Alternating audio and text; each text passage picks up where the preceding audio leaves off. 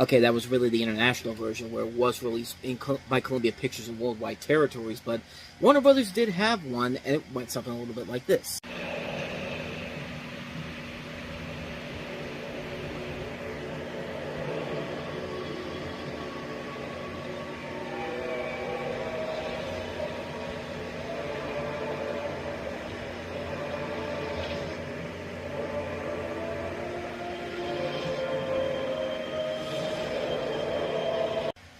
So yeah, you get the gist of it.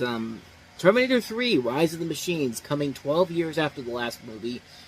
Some might say completely unnecessary because Terminator 2 kind of wrapped itself up pretty good, but was a big global phenomenon, cultural phenomenon, box office phenomenon, so at some point you think, yeah, they're going to make a sequel out of this again, that continue to make this into a trilogy, and thus here we are with Terminator 3, Rise of the Machines, in which we have Skynet sending a TX, played by Kristanna Loken, who was a highly advanced Terminator, back in time to ensure the rights of the rise of the machines by killing top members of the future human resistance, as John Connor, now played by Nick Stahl's location is unknown.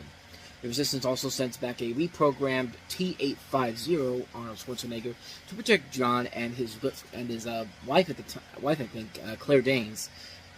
And let's just say if you're looking for a film that's on the same level as Terminator 2, Terminator 2 Judgment Day, prepare to be very disappointed, because, yeah, this film is definitely a step down from that movie, but considering what has come after Terminator Salvation, this thing ain't the worst thing Terminator has done anymore. I mean, Terminator Genesis is still terrible, so is Dark Fate, but this was, at the time, this was seen as a weak sequel in general, mostly because, like I said, it felt unnecessary, it felt pointless. Terminator 2 wrapped everything up, they stopped Judgment Day, but in this movie, no. They only postponed Judgment Day. Judgment Day is still going to happen. And, okay, way to make the last movie completely pointless. And all to have Arnold Schwarzenegger look ridiculous at times in here. I mean, come on.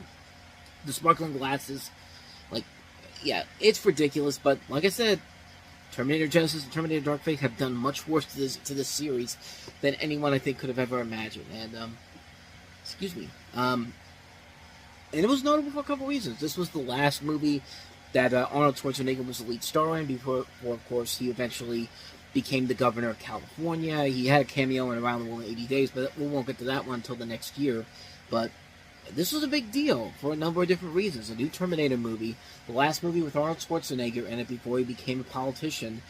And, yeah, there was a little bit of excitement for it because it was the sequel to Terminator 2. And while it is definitely a step down from the last movie, like I said, it still beats the crap of what they've done with the Terminator in the last couple of movies. I mean, it's a film that is definitely a letdown, but there's still stuff in here that is kind of fun to watch. Like, there's still a lot of fun aspects to it. It is still rated R, so you still get a lot of good fun action sequences and good over-the-top violence. I mean, the way he kills off the TX in this movie is pretty hilarious. Like, that's my favorite scene in the whole movie, where they get to the final scene and the Terminator's destroying the TX, and he goes like, "You're terminated," and the TX just has this look on her face like, "Oh no!" like she's like you look at like the way they shot this, it's just like, I don't know if it was intentionally supposed to be funny or not, but that look on her face, like she looks like a sad puppy that's about to get killed. Just like, please don't hurt me. Like stuff like that makes this movie worthwhile for just how ridiculously stupid it is. Even that scene I was talking about earlier, where, you know, he puts on the sparkling glasses. Like, it's a silly scene, but it's kind of funny at the same time how ridiculously stupid it is, and how much they really thought that was going to work. But like I said, it's a film that has a lot more flaws to it than the other movies do. And like I said, it's a film that certainly is looking a lot better considering what they've done after Terminator Salvation, which we'll get to Terminator Salvation towards the end of the decade. But this, it's definitely a step down from the last two movies, but I mean, honestly, it's not as bad as I think people let on. It's a film that's just kind of like, okay, it's another sequel, it's really unnecessary, but I guess we'll take it. I mean, it could be a whole lot worse, and as the series would go on, it would get worse, but, yeah, not much more to say about that one. That's Terminator 3, Rise of the Machines. So let's go ahead and take a look at another sequel that was kind of an underperformer this weekend.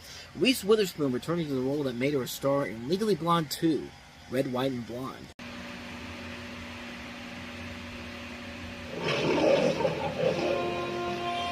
Washington, D.C., the heart of democracy, the center of power, and this summer, the land of the free, and the home of the blonde.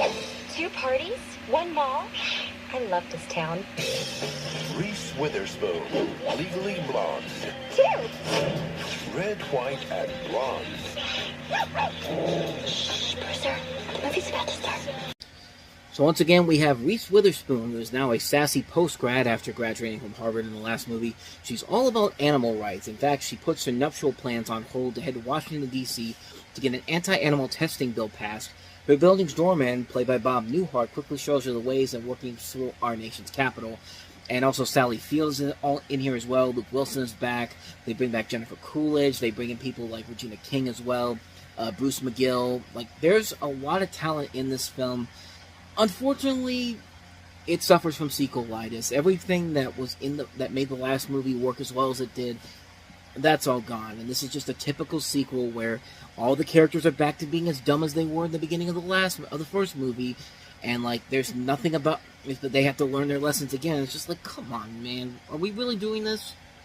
Like, are we really going to do this again? How about instead of doing the same movie again and dumbing all the characters down, how about expand on these characters? Give us a reason why this needs to be a franchise. Let's make the sequel where, you know, let's improve, let's advance the characters, evolve the characters more. You know, bring more people in there. You know, make this character a role model. But nope. We gotta go back down to where she was before. It's like nothing she learned from the last movie is returning in this film, and it's a typical comedy sequel, and a bad one at best, and a bad one at the worst. I mean, it's a film that is so lazy in so many different ways. They waste so many of the great talent they have involved in here. You know, Jennifer Coolidge has got to be the same character she is in the American Pie movies. She's like, oh, you look like the 4th of July, and that makes me want a hot dog real bad. It's like, we get it. You're the MILF from American Pie. Can you advance your characters a little bit here, please? Please? But no, not in this movie. Not with the director they have here, who I'm pretty sure has not done anything of noteworthiness, as far as I'm concerned, because it's not the same director from the last movie. Actually, no, I take that back. Now I'm even more upset because this is the same director that did Kissing Jessica Stein. It's just like, what the hell happened to you, man?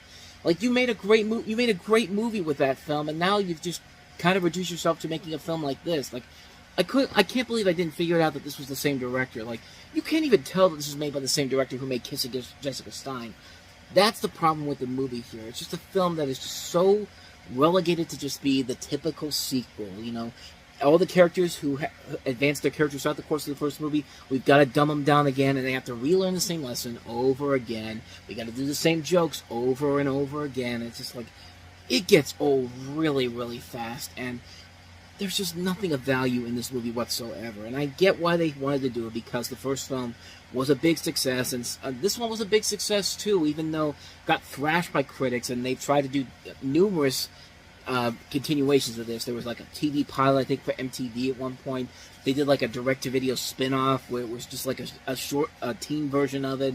They were talking about doing a sequel for a number of years that never got off the ground, and now they're doing a new show for Amazon that was just announced in the last couple of weeks. But in this case, this is just a film that is just, it's obviously what you think it's going to be. It's a sequel that is literally nothing but rehashing the same stuff from the first movie, dumbing down the characters again, and it's the typical comedy sequel, and it's just not a good one. So, Legally Blonde 2, yeah, I'd say avoid this one like the plague. If you're going to watch either one of these movies, stick with the first one.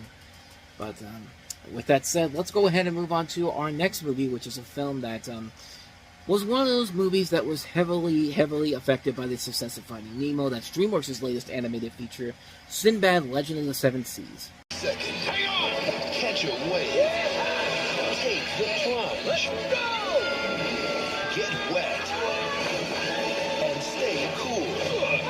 From DreamWorks Pictures, the people who brought you Shrek. Give that guy a raise. Come on! If he starts hugging your leg, it means he likes you. Oh, man. Sinbad, rated PG. Or starts July 2nd everywhere. So, of course, this is the story of, you have Brad Pitt playing the voice of Sinbad, who's a pirate who travels the seas with his dog and his his loyal crew, along with this woman named Marina, who is the fiancée of her childhood friend Prince Proteus, played by Ray Fiennes. And they're trying to recover the stolen Book of Peace from Eris, played by Michelle Pfeiffer, to save Proteus from accepting Sinbad's death sentence. The film blends elements from the 1001 Nights, as well as classic mythology, and, like I said before, kind of like with Rugrats Go Wild, this was a film that kind of crashed and burned at the box office. I mean, for a film that had a budget of $60 million and only bringing in $80 million, which led to a $125 million loss following a string of films that nearly bankrupted the company, not a good sign for DreamWorks Animation as a whole, especially considering that 2D animation was just getting more expensive. I mean, computer animation was getting more and more expensive too, but when you spend when you only grossing $80 million for a film that barely makes $60 million, and that barely costs $60 million, and you suffer a loss of $125 million, that's not a good sign for a company that 2 years ago changed the game with Shrek. And because of this was the last film to use traditional animation, and essentially they went all in on computer animation, which turned their fortunes upside down and turned it back into what it was for the Shrek films, of course, starting with the next Shrek movie that we'll get to next year. But it's a film that is just, it's one of those animated movies that doesn't get the proper respect it deserves. From an animation standpoint, it's a gorgeous looking film. You can see where the money went into. I mean, it's a visually impressive film to look at. They do a good job of meshing the 2D animation style. It's unlike anything I've ever seen. And, you know, it's great on that front. The CG, definitely hit and miss. I mean, the CG is the one thing that I will say that over 20 years later, the CG has not really held up all that well. I mean, there are times when it can look pretty cool, but even then, there are definitely a lot of flaws to it. You can easily see right off the get-go. The voice cast overall is very good. Brad Pitt, Catherine Zeta-Jones, Michelle Pfeiffer, they play their parts very well. The movie as a whole is a fun film. It's just unfortunately part of a time when traditional animation was dying out in terms of the movies, and computer animation was slowly but surely becoming the norm. And Finding Nemo, I think, really was the thing that woke everybody up and realized that computer animation is the future. Especially considering that it was still making more than Sinbad did on its first week. On the first weekend of Sinbad alone, I think it was still making. Finding Nemo, I think, still made like $11 million. Yeah, $11 million, and it was still hanging around after 6 weeks. So, yeah, you can see why there was a huge wake-up call around this time for studios to either advance to CG animation or fall forever, pretty much. But this movie has a lot of flaws to it, but I still think it's a fun film overall. One that definitely should get more attention than it deserves. It's bombed, but unfortunately it wasn't because of the movie itself. You can also say the marketing was pretty bad too. So I watched some of the trailers for this, and getting the footage here, and those trailers do not hold up very well. Ruby Gillman, Teenage Kraken, and this movie have a lot in common because they had really bad marketing to them. But unlike Ruby Gillman, this was well promoted, but Ruby Gillman was not. They just kind of dumped it out there and hoped for the best, which failed miserably on that front. But this is a film that got the promotion it needed, but just couldn't live up to the box office potential of something like Shrek or even Spirit the year before. But it should not take away from the fact that the movie is still a good film. It's one you should definitely give a shot at. I think you'll really, really appreciate it more nowadays. A lot of it still holds up very well. CG not so much, but everything else, I think it works very well on its own. So I highly recommend Sinbad Legend of the Seven Seas. So moving on to the last movie, Swimming Pool.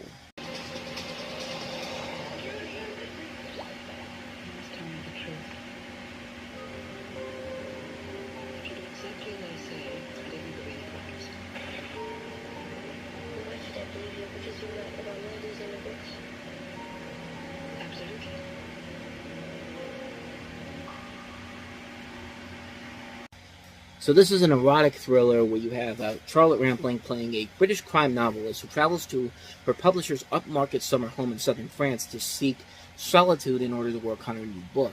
However, the arrival of this woman, Julie, played by Ludwig Sagnier, who claims to be the publisher's daughter, induces complications in a subsequent crime. Both lead characters are bilingual. The film's dialogue is a mixture of French and English. And this director is Francois Ozon, who I've never heard of him before. He's probably made movies that I probably have heard of, but just The only one that I can see right off the bat is 8 Women, which was a film that came out last year, which I knew about, but never really covered in my 2002 Leftovers episode. But it's a good erotic thriller. It was a film that was actually supposed to be NC-17, but they cut it down because of the box office potential of the film, and because NC-17 is like the death nail for the MPAA, even back then. But, you know, it's a film that is very, very intriguing. It is very interesting. It's very sexy. It's a very intense, dramatic thriller. It's one of those erotic thrillers that really shows why this is a good genre. Movies like this, Henry and June, Basic Instinct, like, this is one of those films that really works because the acting is so good, and it uses the sex not just as a thing for exploitive TNA. It actually plays a part in the storyline, and it works out really well. It's a very intense film, a very engaging film, a film that has a ton of great people involved in it. Charles Dance is also in here as well. Great actor. You've seen in a lot of stuff before. It's a really good movie, man. I can't recommend it enough. If you haven't seen Swimming Pool, definitely see Swimming Pool. It's definitely worth a watch.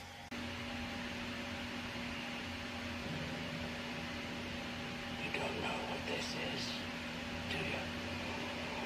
Aztec gold. The heathen gods placed on the gold a terrible curse. 10 years we searched. Every last piece we have found. Safe with this. They've taken Elizabeth. Welcome aboard the Black Pearl. We must save her. Where do we start? Jack Sparrow. He talked about Black Pearl. Make a deal with him. He can lead us to it. If we get you a place. My blacksmith. If you spring me from this cell, I shall take you to the Black Pearl and your body lass. You're a pirate. Forgot one very important thing, mate. Captain James Sparrow. Not sure if it's You're not facing normal pirates. We're cruel, demented, vicious pirates, to be certain. Say goodbye. Goodbye. But cruel, demented, vicious pirates who cannot be killed. The moonlight shows us what we really are. That's interesting. We have a curse, man. I don't believe in ghost stories anymore. You best start believing in ghost stories, Miss Turner. You're in one.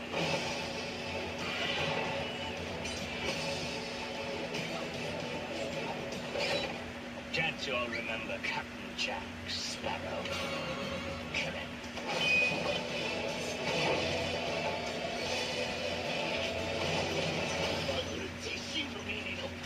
You like pain? Try wearing a corset.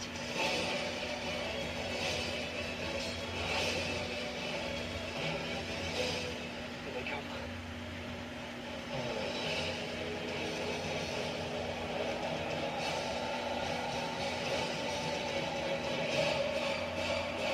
Pirates of the Caribbean. The curse of the Black Pearl.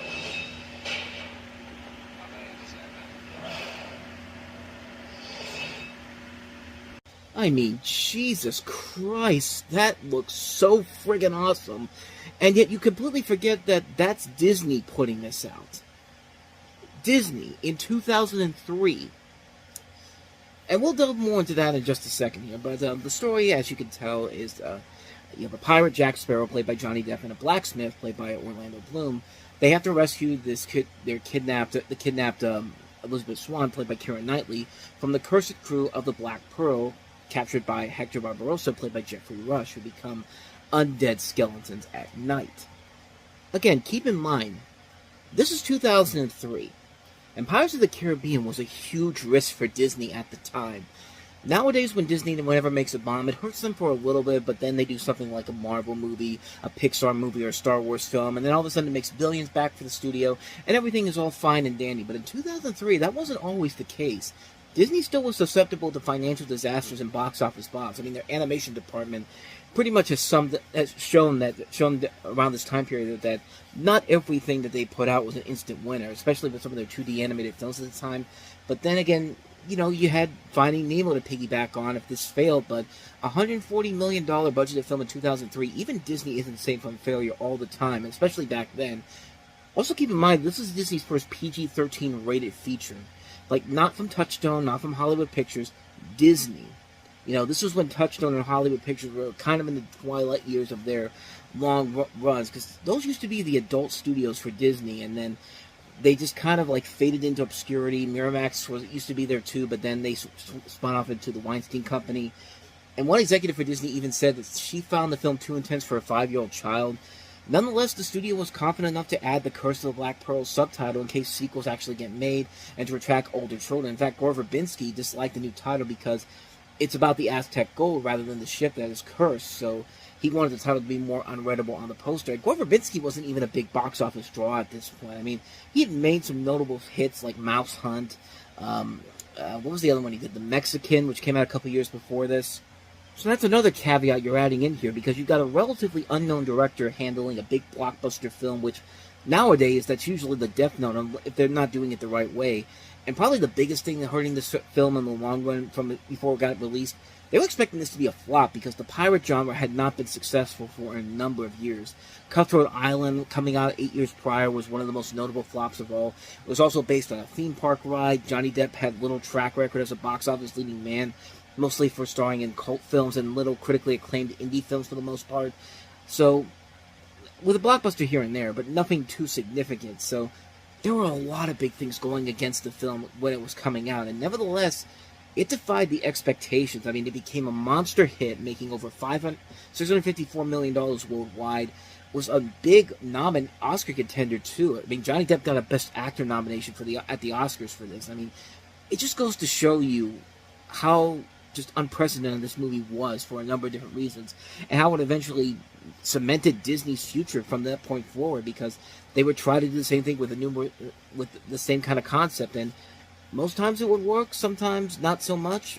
But when it comes to the Pirates of the Caribbean movies, I'm not the biggest fan in general. As far as The Curse of the Black Pearl goes, it's overall alright. It's a fun adventure film that has some pretty impressive visuals that do still hold up well over time. The action can be very solid, the script is well done, Johnny Depp as Jack Sparrow just works so well. You see why he got the nomination, because he just makes that character his own. Every time he's on screen, he breathes a lot of charisma and charm to it, a new life to the film. And this was back when Depp still had what it takes to entertain people without just, getting behind makeup and just doing the same thing he does in every other movie. I mean, this is a performance that just works so well for him. I mean, it's just a film that, it's a fun adventure film. I'm not the biggest fan of this series, like I said, but this is probably the one I would say that I do like the best. And I think most people can agree it's the best one of this series, as most of the sequels don't really live up to the enjoyment factor of this one. But this is a fun film, a good fun time. It's fun overall. I mean, what more can I say? It's a good fun film. It showed what Disney can do with a bigger blockbuster caliber film, and it proved very successful for them. It was part of a very good year for them in terms of their finances going forward. But yeah, that's Pirates of the Caribbean, The Curse of the Black Pearl. Now, if you want to talk about a high-risk property that did not work so well, behold our last film we have here, and that is Sean Connery in The League of Extraordinary Gentlemen. If you don't know Sean Connery is in this commercial will pretty much tell you that every 5 seconds. Season of sequels. Sean Connery is back in the most original adventure movie of the summer. It's about time.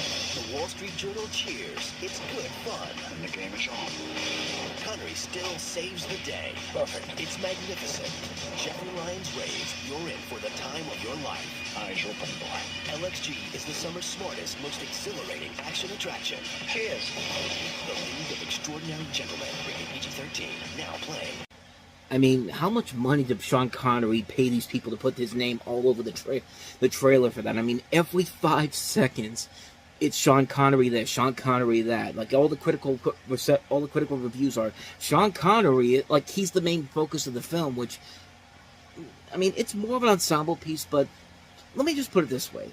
Sean Connery turned down the Matrix trilogy, as well as playing Gandalf in the Lord of the Rings trilogy. Those would have given him $450 million altogether, and he said, I'm not going to blow my opportunity in this one. I'm going to go to this one because I think this will be a profitable success. He agreed to this he was paid $17 million, a sum that left the filmmakers with little flexibility to track other high-profile stars, because if you look at the rest of the cast, you've got notable character actors or people that aren't as successful, like Peter Wilson from Lathem Nikita, Stuart Townsend, Shane West, Jason Fleming, Richard Roxburgh. I mean, there's not a lot of big names for a movie like this, which seems like an awesome concept in general, but man, not so much.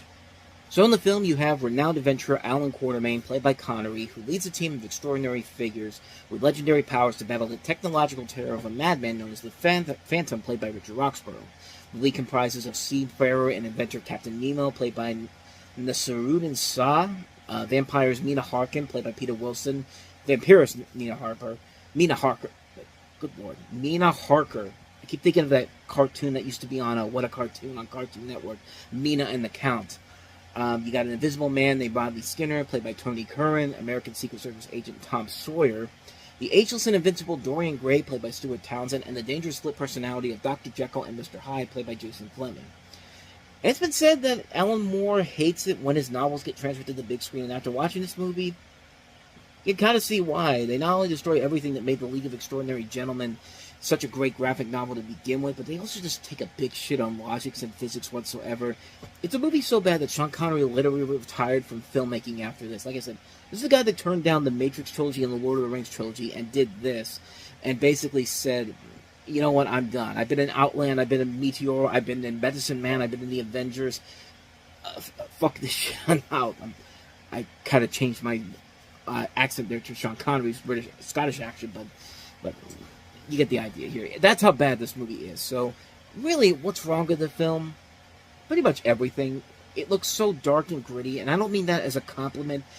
I can't see what the hell's going on at times, because this movie is so horribly shot, you cannot see anything at all. When the scenes take place at nighttime, you can barely make out what's going on in here. I mean, if you're watching this in the daytime, you can literally see reflections of the sun while you're watching the movie, and it's just like, even with an HD version, it's just like, what is going on here? And like, it's like that throughout the entire film.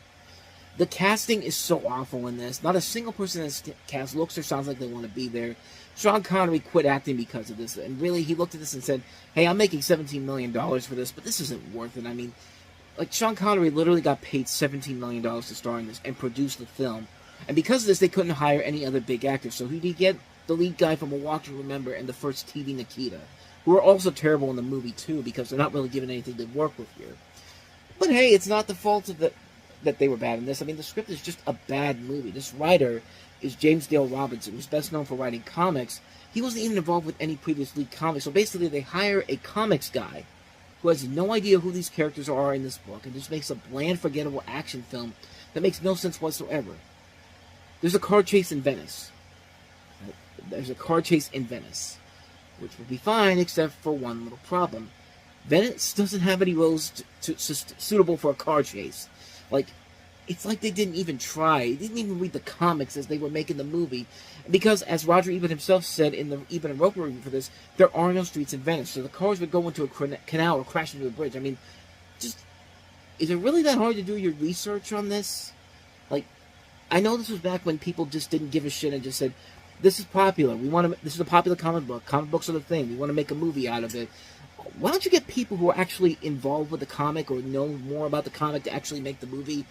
And a couple years later, that would have actually been the trend. But that more than tells you enough about how bad this movie is. It doesn't even pay respects to the original novel. I mean, it's trying to represent. It's a poorly casted film. The visuals are absolutely abysmal. The cinematography is terrible. The plot makes no sense.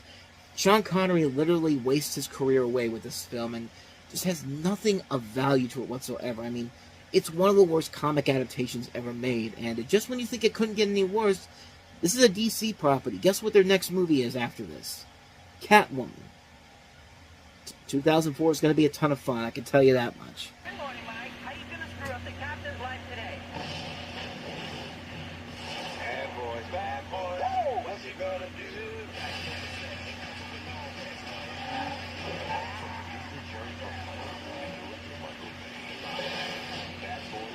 What's he gonna do when we come for you? It's next step up, it's next to Miss Nose, hey. Dude, you gotta learn the words, so you can only do the chorus. So before we get into Bad Boys 2, I thought this was kind of funny. I was looking for the plot synopsis on IMDb, and I came across this. So more like this for Bad Boys 2. Of course, you got the two Bad Boys movies, and then Admission, and then this is clearly relevant to Bad Boys 2. Selena plus Chef on HBO Max. Yeah. You tell me how that works. But, anyway, Bad Boys 2. Miami is being flooded with ecstasy that's coming from Cuba through a drug lord, and detectives Mike Lowry and Marcus Burnett, played once again by Martin Lawrence and Will Smith, are on the case and determined to bring the man to justice. Additional drama is being provided by friction with the DEA, which counts Marcus's younger sister, played by Gabrielle Union, among its agents, and from Marcus possibly transferring out of the department, leaving Mike without his longtime partner. This film in particular was a big hit, even bigger than the original film. That just goes to show you that a sequel coming almost over 10 years after the last movie, you know, it certainly was something. The star power of Martin Lawrence and Will Smith was so powerful back then that you put these guys in a sequel that's been around for so long. It's just like, you know what? People will go and see it because that first Bad Boys movie still has that lasting legacy to it. And some people would say that this is definitely not on the same level as the last movie, but I personally, the more I watch this one, the more I really love it. Yeah, this is the one where it's just like, it's Mission Impossible 2, except Mission Impossible 2 done right. It's a film that's definitely not as serious as the last movie, but it's a film that is just so much more fun than it has any right to be. And it's because you have Michael Bay doing what Michael Bay does best, Martin Lawrence and Will Smith teaming up once again. It's a film that is just so over the top, so ridiculous, but God, it's one of the most enjoyable experiences you could ever have. I mean, the action sequences are top-notch good. I mean, the car chase in the middle of the film where they're on the Miami freeway and the bad guys are throwing cars all over the place. It's just like, it's so ridiculous, it's so stupid, but God, I just love every single moment of it. There are so many moments in here that are so memorable for how stupid they are or how just hilarious and brilliant they are.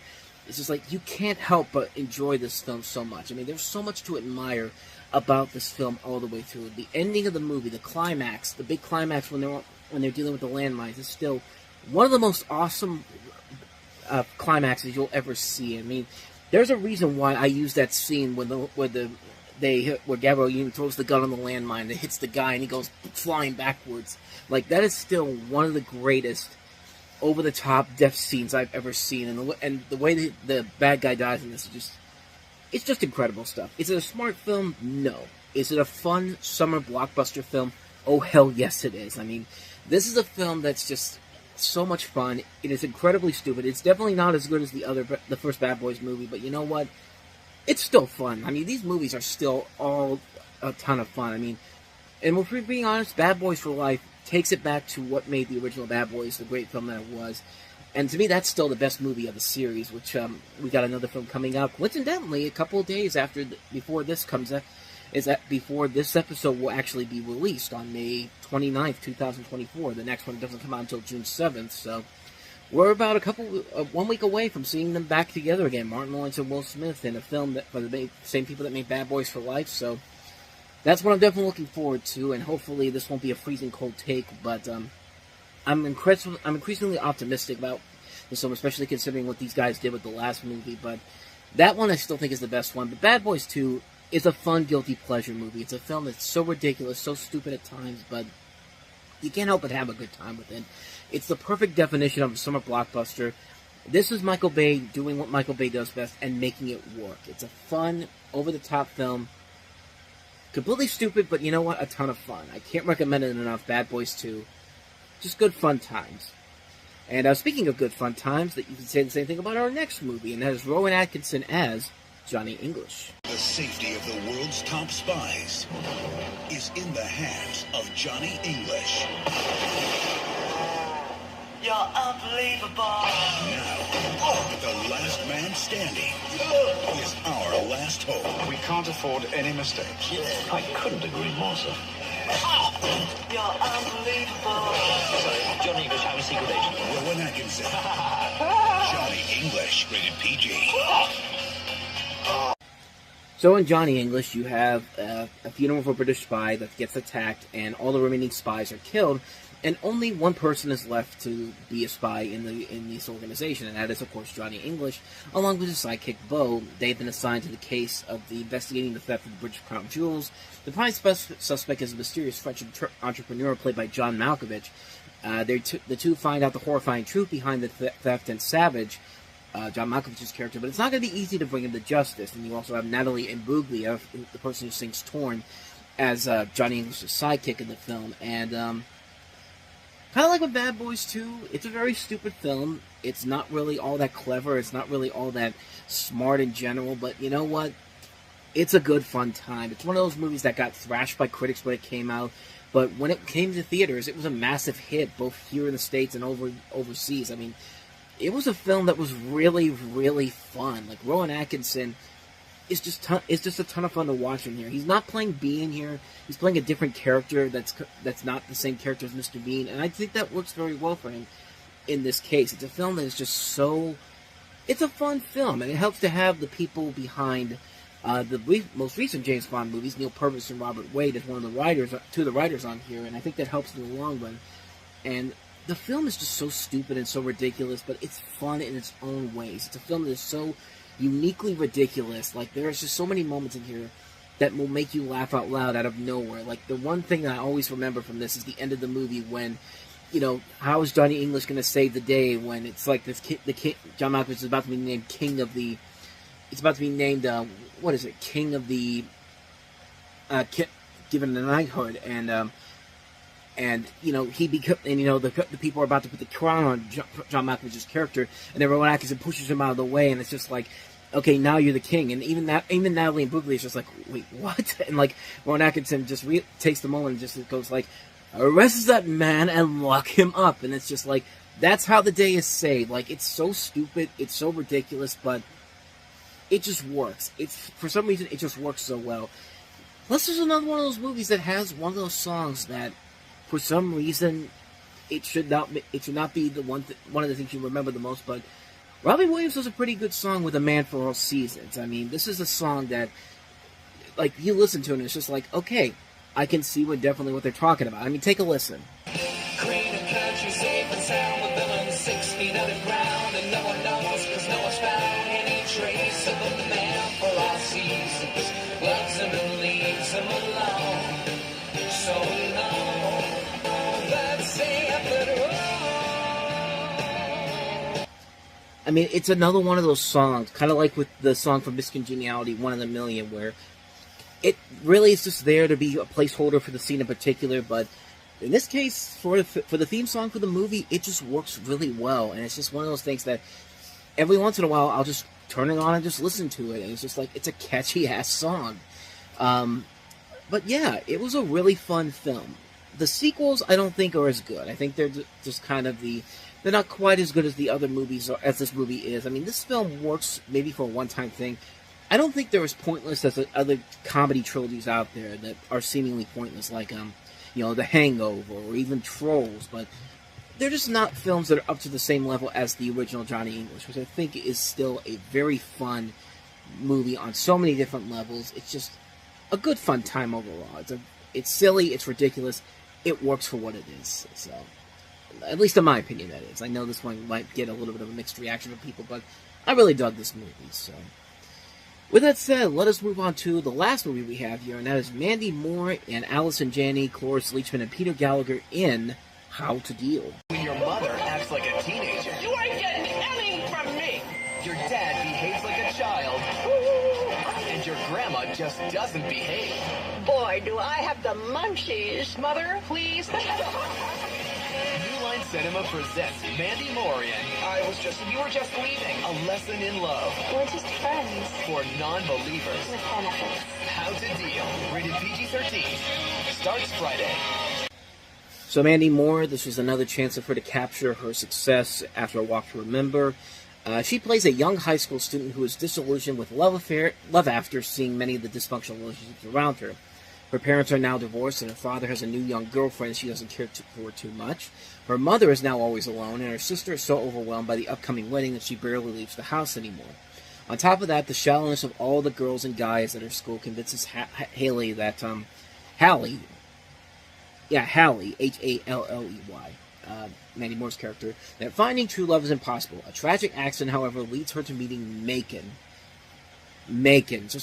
And suddenly, Hallie falls in finds that true love can occur under unusual circumstances. Check it out this fall on the WB. I mean, that's literally what this movie feels like. This feels like a film that should be right at home with the WB's lineup on Tuesday nights with One Tree Hill and also a Felicity, but not as good. In fact, not good at all. It's just like a film that just wastes so much talent. Like I said, Mandy Moore, Allison Janney, Cloris... Is that Cloris Leachman, or is that somebody else? I thought that was Cloris Leachman, but I could be wrong on that. Let me see. Okay, that's not Cloris Leachman as her grandmother. That's Nina Folk, who I don't know too much about. I've actually never heard of her before I did this, but yeah. Sorry to her, and I'm sorry to Cloris Leachman for getting it confused for them. I swear, when I looked at that trailer, I thought that was Cloris Leachman, but no, that's not her. But Dylan Baker's in it. The guy who would have been the Lizard in the Tobey Maguire Spider-Man movie, so I guess there's that. But, like I said, this just feels like a film that would have been right at home at the WB, and not really as a movie in general. It's a movie that runs over almost 2 hours long for no particular reason. And it's just like, if you're going to do a movie with these people involved here, give them a better script to work with here, or do something unique and different with it. This just feels like a film that is literally trying to capture the success of Mandy Moore's star power as a musician, as an actress, and it's just like, it has nothing else to really say about it, except that, like, the poster here is literally just Mandy Moore staring at you saying, Rule 1, there are no rules. And you think I'm joking here? No, take a look at this. Yeah, it's just so bland. It's just like, here's Mandy Moore. Like, okay, why do I want to see a movie when there's nothing else going on the front of it? Like, you're a movie poster. Sell me something on the movie besides the leading star in it.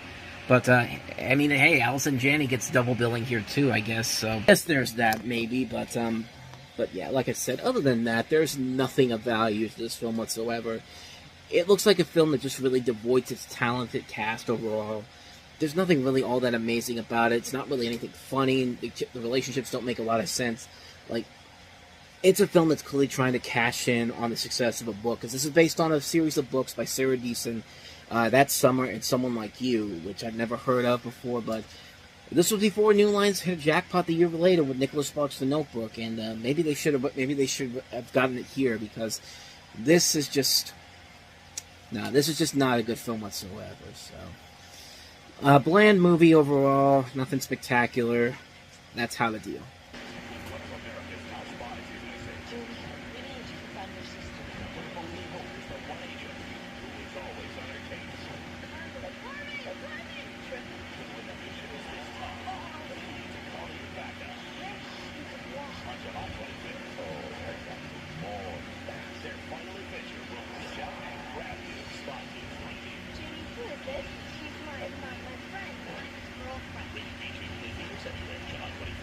Yeah, this isn't really much of a movie as it is a digital production. I mean, literally, the opening title of the movie, the credits of the movie literally call it a Robert Rodriguez digital file, which kind of makes sense here, but it also kind of hurts the film in the long run, but we'll delve into that as we go along here. But let's talk about the movie in general. So once again, you have Junie and Carmen Cortez setting out on their most mind-blowing mission yet, journeying inside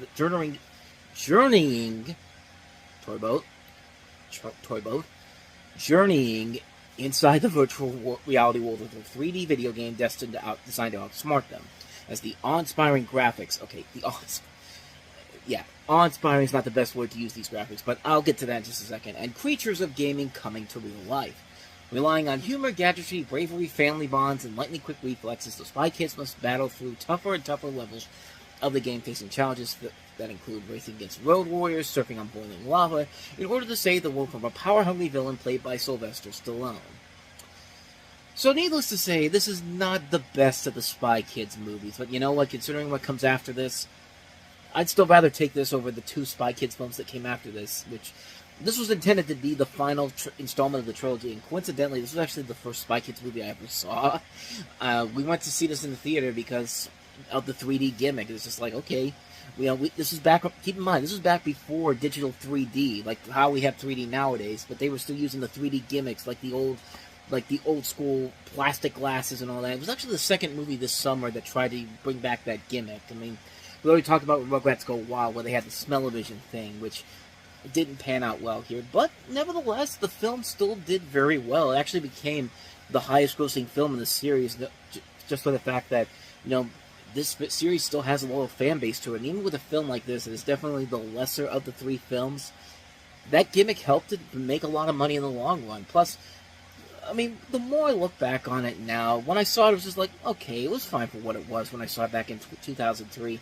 There was that brief little period of time when I saw it again in the mid-2000s, 2010s. It's just like, yeah, it doesn't hold up quite well. But watching it again recently, I'll give it this. Considering what the last two Spy Kids films we had after this, All the Time in the World and Armageddon, this really made me come back to this and say, you know what, this wasn't all that bad. It wasn't great, but you know what?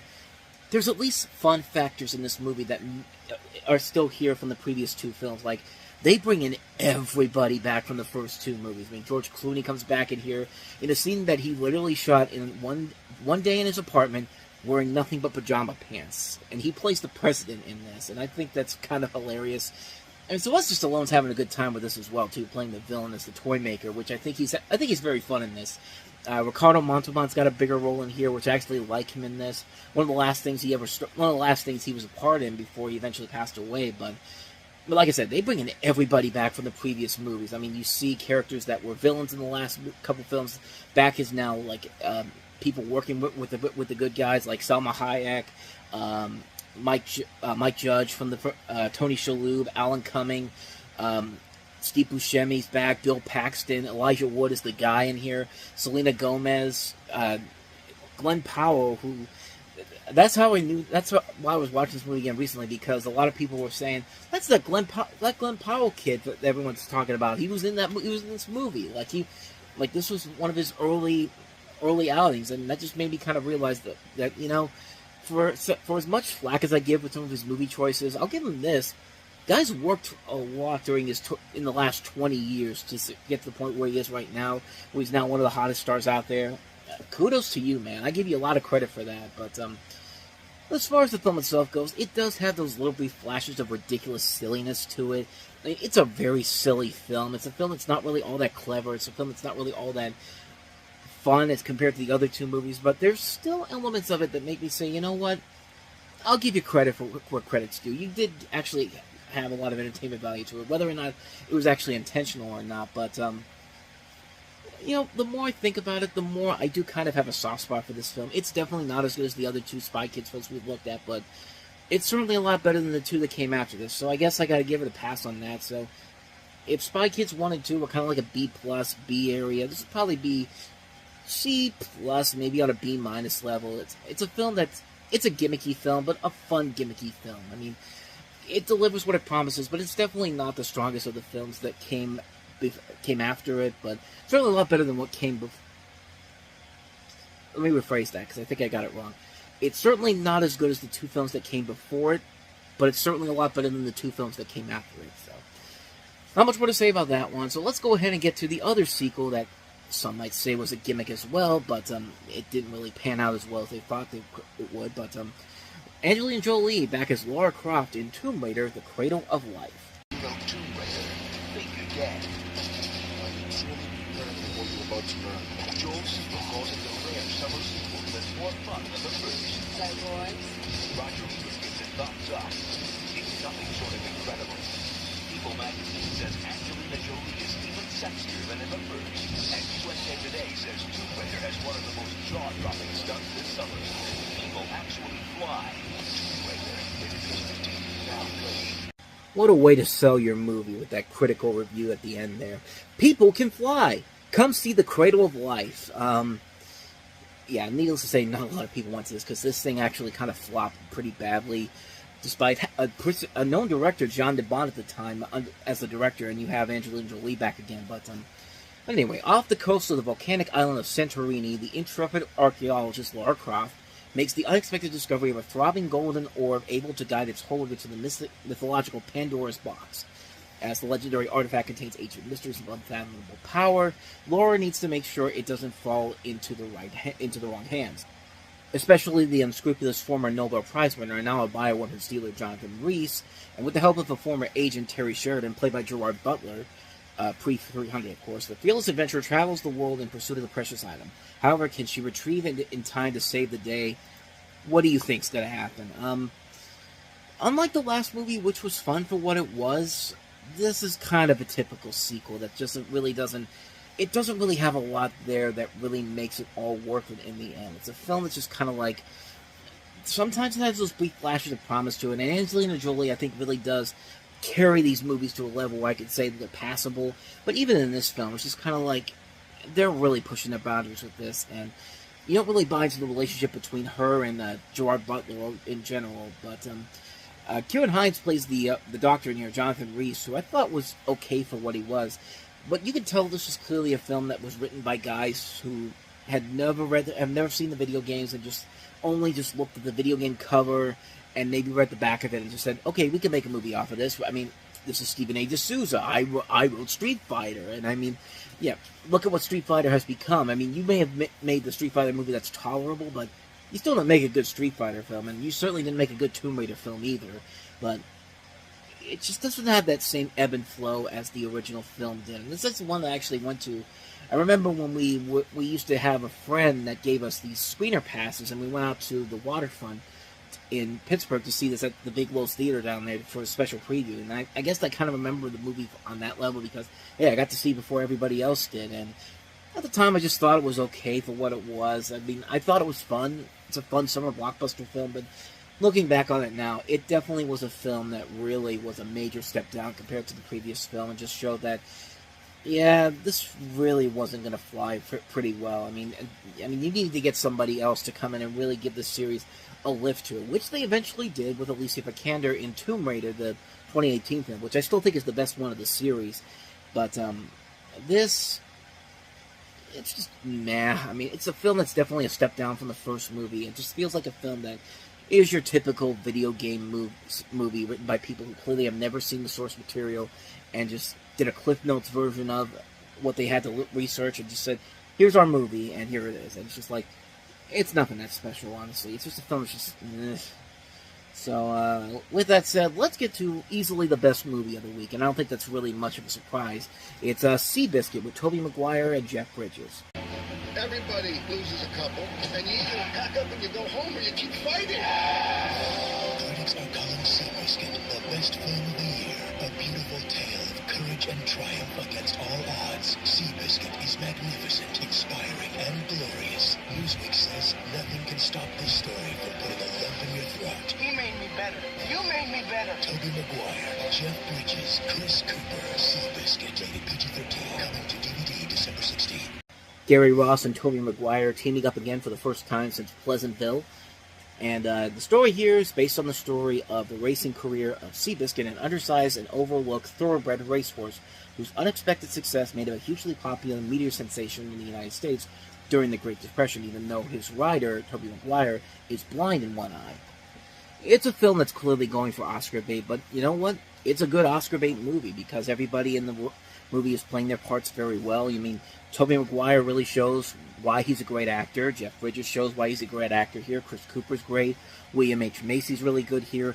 Nobody ever talks about Elizabeth Banks in this movie, who really gives a really damn good dramatic performance in this. I mean, you know, she can be very funny, but she can also be very dramatic, too, and work very well with the material given to her. I mean, it's a really good-looking film, a good period piece film, a fun underdog sports story that actually is very well done. You can see why it was nominated for Best Picture, was basically nominated for 7 Oscars and didn't win any of them, unfortunately. Which is a shame, because the movie deserves some recognition. It's a film that's very good. I mean, it's a film that really is engaging. It's a story that, granted, we've seen done to death so many times before, but the actors are what makes it work. It's a film that you really do get behind these characters and this horse, and it's shot beautifully, too. John Schwartzman does a very good job with the cinematography. It's just a great film. Not much more to say, man. Seabiscuit is just a film that, it's definitely one of the best films of the year, easily. It's a film that's very well done. I can't recommend it enough. Seabiscuit, great film. So, with that said, on to the last movie we have here, and that is the movie Camp. IFC Films presents a comedy about drama. Ow! Think they're on the roof? It's colorblind casting. What do you want me to do? Do we look like any Jews you know? Who are you people? What planet did you being done? Camp. So it's Glee before Glee, and again, I talked about this, I think, yesterday with IMDb. They're more like this section is very interesting. I want you to take a look at this. So they recommend stuff like The Mostly Unfabulous Social Life of Ethan Green, Rocket Science, The Last 5 Years, and then what's the last thing they recommend? Kind of like yesterday with how Bad Boys was like it was something that was not Bad Boys related. What was the last thing that this thing has as a recommendation of other things you should see? 60 Minutes. Because why not? Because you should watch 60 Minutes before you watch a movie like Camp. I mean, it's just... I mean, what else could you possibly watch besides that? But I digress. The storyline here of Camp is that misfits in their lives back home. A group of young people live it up at a musical theater camp while the sports counselor is completely ignored. The kids spend all their time in rehearsal for a group, and scheduling includes a new show every 2 weeks. Several personal stories come to the fore, including a talented golden boy named Vlad, who's honest in his feelings about Ellen, a cross-dressing guy named Michael, who has a relationship with his parents, a one-hit musical playwright and now camp counselor who remains mirrored in drink and cynicism, Fritzy, who slavishly serves glamour girl Jill, is finally told to get a life, and the parents of Jenna, whose jaw has been wired shut and they compromise to avoid being sent to fat camp. Learn a valuable lesson at the summer's biggest end-of-the-season benefit. You can tell this written by somebody who was probably writing for the studio in general here, but I did not know this was directed by Todd Graff. Now, this is a guy that you might not recognize by name, but I've seen a couple of the other 2 films he's directed, and I really like the films he's directed. I mean, he did the criminally underrated Band Slam with Vanessa Hudgens and, is it Vanessa Hudgens? Or Vanessa Hudgens and Ali Mashaka, and also Galen Connell. But I also really like Joyful Noise with Dolly Parton and Queen Latifah. I couldn't believe this was the same director overall, and I remember this film getting a lot of attention. I mean, I remember seeing the commercials on TV. You saw it in Blockbuster all the time. This film was also notable because it's the feature film debut of several notable people, none bigger than Academy Award nominee Anna Kendrick. And you also have Robin De Jesus, future voice contestant Sasha Allen, a group of Broadway performers, and of course Stephen Sondheim is also in there playing himself. It's definitely not a great film, but it's a film that, like I said, has a lot of things that we would eventually see take place in Glee.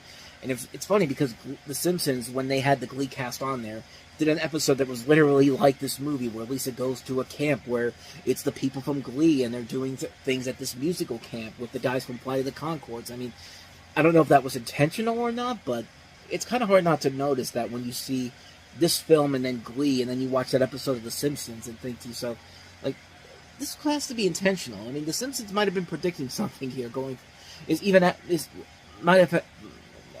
doesn't even make any sense in this case, but bottom line, I thought it was kind of interesting that The Simpsons did something similar to Camp and Glee in this situation, but in this case, the film itself is just okay for what it is. I think this director has made 2 better films in general, but I don't know, the film itself was okay for what it was. I mean, it's a film that definitely shows the future stars involved here, showing what they can do, and I think it works fine on that level. I think it's a film that's very enjoyable for what it is.